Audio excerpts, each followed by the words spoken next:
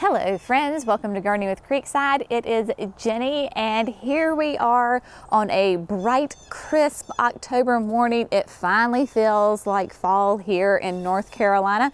We have had 2 nights of like 41, 42 degrees and it feels fantastic. We are so excited to finally stop sweating for at least the time being. Today what we're going to do is a little late fall garden tour around the house. I know we have a lot of new viewers and we wanted to kind of just give you an overview of what our yard looks like here in the middle of October. If you are a longtime viewer, you really are probably very familiar with this space behind me. This is what we consider like our main shade garden here at the house. When we built our house, we built it in a wide open field, so we don't have a whole lot of shade, but this bed is my primary shade bed because of the way the house is. The house gives it shade. So we're just going to walk through and just give you an overview. I will link all the previous videos that we have done in this space so that you can really kind of see what it looks like in all its glory in the spring and the summer, because it is just a magnificent sight. But I want to give you a perspective of how things look in October, because sometimes I think we have these ideas of what, your garden should always look beautiful year round. And yes, while there is interest, this bed is primarily perennials. And so a lot of them are starting to go to sleep for the fall and winter. We have got hydrangeas. This is my zebra hydrangea, and yeah, she looks pretty pitiful right now. But you know what? She gave me a glorious display this summer of all of her blooms, and she is starting to wind down for the season. If you are in warm, hot, humid climates and you notice that your hydrangeas have some black spots on them, a lot of that is just a natural fungus that happens naturally. Maple trees get it, your hydrangeas can get it. It's not going to kill the plant, but it just makes it look a little unsightly. I do have, you'll see in here, some pops of color of the blue. This is the one annual that I put in this bed. This is the Endless Illumination Broalia, a fantastic shade annual. These are started out as just quart size containers, the grande containers from Proven Winners, and they are still just going strong. Also, this bed is not on irrigation, so that kind of gives you an idea of what's going on here. Hostas are starting to go to sleep. This is my Sun King. This is a type of spikenard. There's actually 2 in here. And again, things are starting to, they're winding down. When we get our first frost, this will get completely zapped and will go away for the winter. So there will be no structure here. Again, that doesn't bother me because I enjoy that season of rest in our garden. With my hay racks, my window boxes, I really kind of faked it out, and they're not actually planted. They are still all in their containers. In the very back is a red veined dock. It will be a perennial for us. It's a beautiful foliage plant. Then of course there in the center is a 10-inch mum, and on each side are asparagus ferns. Everything is in its containers because I learned last year that in the winter, these 2 window boxes get 0 sun. So they can't even handle pansies or violas. It just does not work, and they just look pitiful. So again, once these are done, what I will do for Christmas, I like to go around and collect greenery from the woods, magnolias, arborvitaes and cedars and all sorts of different things. And so I will make an arrangement just with the sticks into the containers, and then once that's done, I will pull it out. I think I told you before that this spring I had a little house wren make her nest in my leftover plants, and so that delayed me being able to plant my summer annuals in there. So this year they're just going to be bare, so that way the little birds don't have any desire to go in there and make their nest. Now, this beautiful hydrangea, this beast of a hydrangea, is what we affectionately call Franny's hydrangea, because when we moved in our house almost 18 years ago now, my college roommate Francesca, who we called Franny, gave us this as a housewarming gift. We have now determined that it really is, I think, Fuji waterfall hydrangea.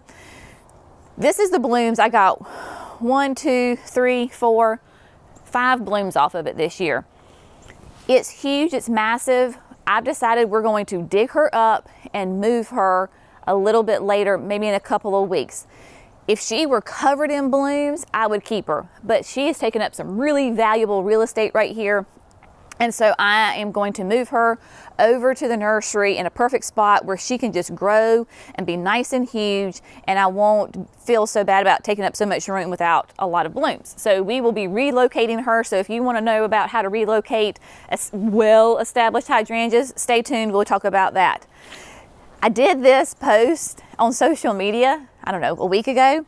These are annuals, so I was wrong. The illumination is not the only one. These are Sun Patience. This is the compact white from Proven Winners.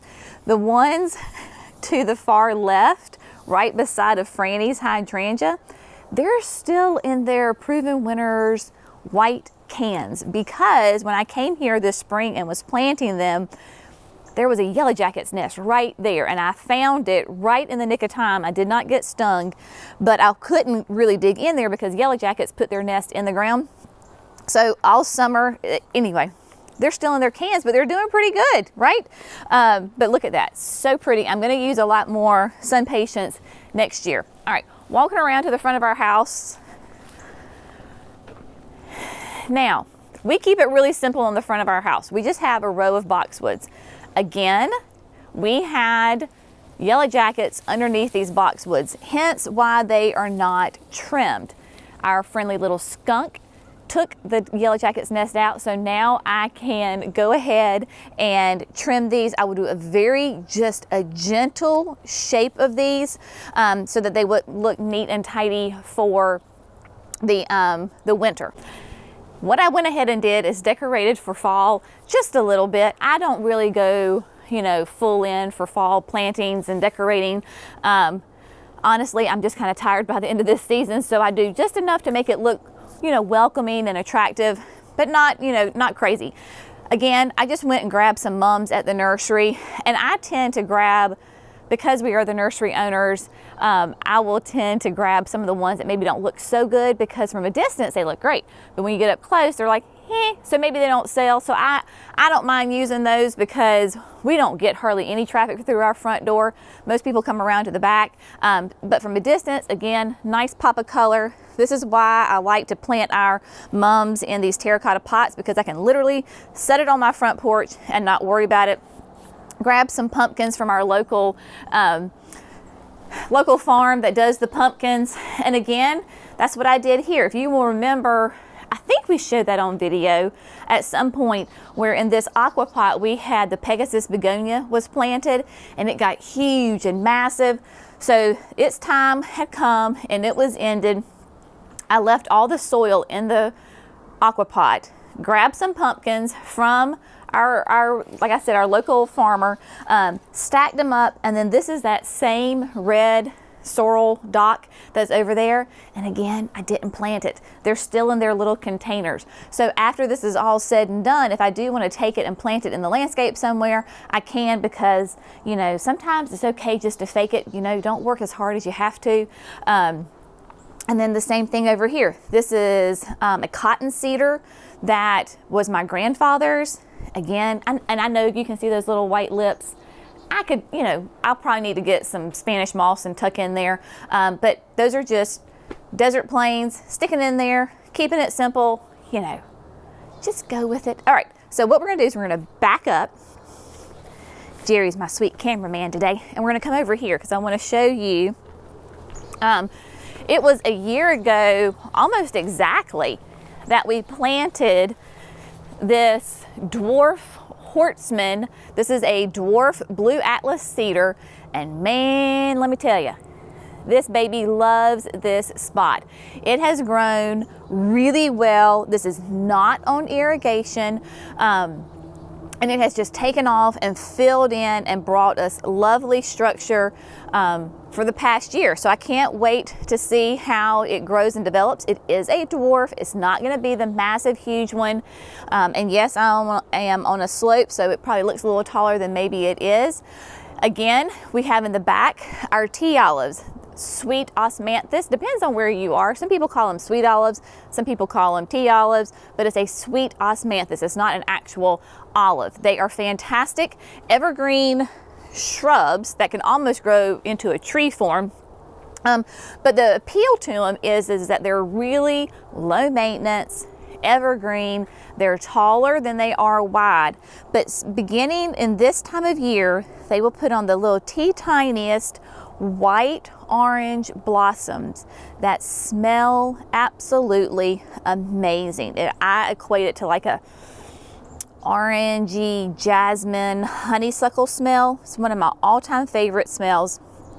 Tea olives are definitely a warm climate plant. So for us, we're a little bit on the borderline of being too cool. That's why I have them planted on this side of the house, and then we have one more on the back side near the patio, because this is definitely our hottest spot. And in the winter, with our brick foundation, a lot of that heat will radiate, and they do fantastic. So you know that I show you the good, the bad, the ugly, and the not so pretty real life, right? So this is the exact same tea olive that we planted over in the front, same time, same size, but it has our dehumidifier from under the house drips at the base of it. So it gets more water, and this is a little bit of a sunnier spot. So you can see how much bigger this one is and covered in blooms. Now, what I was talking about, the good, the bad, the ugly, and not so pretty, is this spot right here. Now, this is a blank, wide open area that we still have to build the door to go in here, that I'm going to plant in the next coming weeks. I have some ideas that I want to put here, so stay tuned for that. The deck boxes, they're on their way out. Again, this is an area that I'm not going to plant that for the winter, because I have learned something about myself that if I go ahead, I could easily plant that in pansies and violas. But come April, May, even into June, when the pansies are going to look gorgeous and glorious, I'm going to say, oh, I don't want to pull them out because they look so good, but I need to put my annuals, my summer annuals in there. So I decided, you know what, this year I'm just not going to plant it at all. So again, that needs to be cleaned up. All right. Now, what's really exciting is over here, we're going to have some big projects coming on. You can see that the spireas that we just planted, they are doing very nicely, very happy. The Incrediballs are starting to put on some new growth because I trimmed them late this summer. I was trying to get them to bloom for the wedding shower that we had. Didn't quite work out exactly how I wanted it, but hey, some of them are putting on some new blooms for this late fall, so I will take it. They are beautiful, that pure white mop head bloom. This is like an improved Annabelle version hydrangea, so they are beautiful, and I will take those blooms any day of the week. Now, here we are in the back with the patio, and yes, we have the camper over there, so you'll probably see that in the shot. We do have a camper. That's how we vacation. We had actually taken the kids to the beach for just a couple of days after we got back from Oregon, and we have one more trip that we're gonna do, so that's why the camper is still out. But in this area, we've got some big plans coming on, and Jerry is actually mic'd up, so we're gonna talk about this together. So I know people had asked about, we have a Yoshino cherry tree, Okami cherry tree that's just right off the patio. It looks dead, it's not dead. In the summertime, well, the Japanese beetles got it first of all, and then in the summer, it loses its leaves early. Now, what is probably dead is this poor little, this was a Lois magnolia, and it's not an evergreen magnolia, but it does sweet little yellow blooms. And we planted it here, and it just fried. I think it just got too much sun, and it just couldn't do it. It needed a break from the afternoon sun. So this sweet thing is going to come out. But what we have planned out here are some very exciting things. When we were in Oregon, I fell in love with Laura's Dahlias. I mean, how could you not? They are absolutely exquisite. So we were talking about it, and I was asking her, okay, can I really do this at my house? And she said, absolutely. So she is going to send me some of her dahlia tubers in the spring. for us, we should be able to leave them in the ground and not have to dig them up and store them every year. So we want to put them in a permanent place that they can stay. So what we've thought about is in this area, Jerry's mic'd up so we can talk this through, but somewhat in this vicinity, Jerry? Yep. Yes. We are going to create a raised bed with the dahlias. Now, I don't know if you can tell the difference in, this is not what we call good grass, this is junk grass. Yeah, it's bad stuff right there. The soil is pretty terrible right here, as opposed to if you look down here where the grass is nice and green and lush, again, and none of this is on irrigation. But this is where we want to put the dahlias, and it'll be along, like it'll run this way, yes? Yeah, run that way. Run this way, and have the space in between beds so we can still drive through. Absolutely. So we're going to use, we're going to do raised beds, plant them in here, have grass between it so we can still mow between them. But we will show you exactly how we're going to create these beds here. The size and length will be to be determined. Now, again, the good, the bad, the ugly, that's us. So that way when it's transformed, you can go, wow, look how nice it looks. We had chickens years ago, no longer have any chickens. So the chicken coop is going to be turned into like a garden shed. So we need to repaint it. Obviously there's some repairs that we need to do to it. But this area back here, this is kind of our catch-all junky space, right? You don't want something seen, you stick it back here. Jerry's going to create for me a miniature shrub lot. Because again, if you have been with us for any length of time, you know that of course I will get plants that I want to use in the landscape, both here at the house and at the nursery. In the spring, we'll have annuals when Walter's Gardens sends us perennials that we need, or test trials. I have to keep those pieces separate from the nursery inventory. We affectionately call it Jenny's touch and die section. So in order to get it away from the production area, we're going to create a section back here that we're going to mulch it. Yes, we're going to mulch it, and it'll be on drip irrigation. We said drip irrigation instead of we're going to do the drips. That way we're not overspraying everything. You know, it's sometimes simpler just to have the overhead, but I think just having the drip and just adding to as we need would make it just easier. Yes. Less water too. It will be less water, so less waste, and so again, we'll show you all of this, but just keep in mind that that's what we're going to do in this area. Exactly the size will be to be determined back here. And then the next big project that we have, these evergreen trees we planted before we built our house. It was the summer before, so again, that would have been like 18 years ago now that we planted these. Cryptameria. These are Cryptameria. It's Yoshino. Yoshino Cryptameria. Obviously, they are evergreens.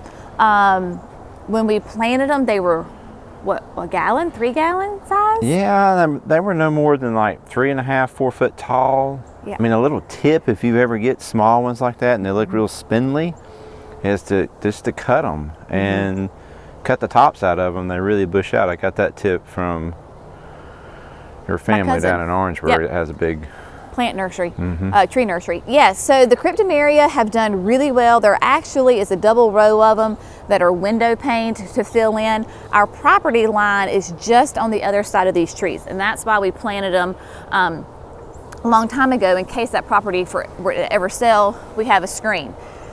It has served us very well for the last 17 years, but we're ready just to take it up a notch. So what we're going to do is obviously get rid of the farm equipment, but we're going to create a bed that runs roughly, and it's right there on that ridge. On the ridge, but roughly somewhere kind of where the trailer is in that area, the vicinity, and then all the way down to the end of the Cryptameria over here by the Berkey. We had, or have rather, a ton of phantom hydrangeas. Phantom hydrangeas are very similar to limelight hydrangeas, and so we thought, I don't know, was that a year or two ago? We thought that we would grow them, got them as liners, put them in 3 gallons, and then for whatever reason, they just haven't sold. People really love the limelights, which obviously we love the limelights too, but we still have tons of these phantom hydrangeas. They look very, very similar to limelights, same size, same blooms. So we're going to take all of those phantoms and we're going to create a beautiful hedge in front of the Cryptomeria. When we were at Pleasant View Gardens and their display gardens in New Hampshire this summer, they had a beautiful berm of just limelights. Massive, gorgeous. So if you can just envision that type of hedge of hydrangeas with the Cryptomerias behind them, it will just be exquisite. And you'll be able to see those when you both come down our driveway from the patio and so forth and so on. We will have to create that bed. I think, are we going to do a whole bed, or are we just going to do the individual plants, Jerry? I think a whole bed. A whole bed. I think it will look nicer. Yeah, because we're going to try to put them pretty close together so that they grow as one. Then too, that give you some room in the front of those to plant more stuff. More things. Yeah. That's right. All the plants. All the plants. You know, but I mean, it creates that whole, you know, multi-layer screen because they already got the big green behind it. Yeah. Yeah. So and then in front of that, you know, the possibilities could be endless. You know, Yes. you could do azalea. I mean, anyway, you could do anything in the world back here. So this whole area back here is really going to transform. But for so many years, I mean, well, really, since we've been here, this area has been kind of the neglected area. It's where all the junk gets thrown back here. I've never worked on the grass right in here. Right. I've never messed with it. This was really some really hard clay soil back here. You know what's crazy though? I grew watermelons right here one time. And did it do well? They did pretty good, yeah. Yeah. So we do know that we want to keep this area, Jerry calls this like the grassy field, right? So we know that we want to keep this area open, and then all along the creek bank. So this is where the creek is. So if you've wondered, you know, why are we called Creekside? The creek cuts our property in half. So this tree line that you see that runs the whole length, the creek is in that tree line. So the creek is just right there, but you can see the fall colors are starting to come. Tons of deciduous trees in this area. So we want to get in there and kind of clean it up and develop gardens even down there. That's going to be a massive ongoing project that will last for quite a while. Yeah, can you show them the 2 poplar trees? Sure, yeah, let's talk about that. Well, okay, you can so I can stand here and see them? Okay, yeah. So we have silver, the 2 kind of right behind Jenny, the 2 silver trunks. bark trunk. Those are the 2 poplar trees she's going to talk about. Right. So here in our part of North Carolina, we have a ton of tulip poplar trees. They're native. They're everywhere. So if you can see, like Jerry said, the sun is coming up this morning and shining on them, but they're the gray silvery trunk trees that are very tall back there. Oh gosh, Jerry dug those out of the woods.